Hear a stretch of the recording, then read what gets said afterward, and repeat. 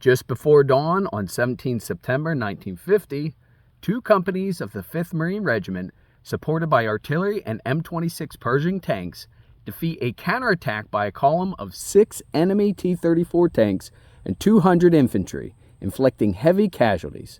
The 2nd Battalion 5th Marines flare off to the north of Inchon to secure Kimpo airfield west of Seoul. Kimpo was the largest and most important in Korea, with U.S. Army General Douglas MacArthur being extremely urgent in his request for the early capture of the airfield. Once it was secured, the U.S. 5th Air Force and U.S. Marine Corps aviation units could bring fighters and bombers over from Japan to operate more easily against North Korea. The attack on Kimpo airfield was carried out by the 2nd Battalion 5th Marines. The night of 17-18 September, the North Korean People's Armies unsuccessfully attempted to recapture Kimpo with those forces that had not already fled across the Han River under the command of Brigadier General Wan Yong, the commander of the North Korean Air Force. The counterattacks were repelled by the entrenched Marine Corps infantry, armor, and artillery. By morning, the enemy were all gone, and Kimpo airfield was securely in the hands of the Marines. Kimpo was in excellent shape. The North Koreans had not had the time to do any major demolition. In fact, several enemy planes were still on the field. Kimpo would now become the center of UN land-based air operations. On 19 September, U.S. engineers repaired the local railroad up to 8 miles inland. After the capture of the airfield, transport planes began flying in gasoline and ordnance for the aircraft stationed there. The Marines continued unloading supplies and reinforcements.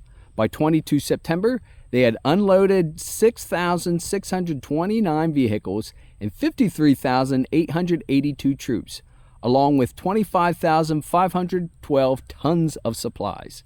Most military scholars consider the Battle of Inchon as one of the most decisive military operations in modern history. U.S. military historian Spencer C. Tucker described the landings as a brilliant success, almost flawlessly executed, which remained the only unambiguously successful large-scale U.S. combat operation for the next 40 years. Although the landing itself was a strategic masterpiece, it was followed by a bloody 11-day advance to Seoul, only 20 miles away, in ground battles so slow and measured that it constituted an operational disaster, largely negating the successful landing. The U.S. advance was categorized and command posts well in the rear by cautious restrictive orders, concerns about phase lines, and limited reconnaissance.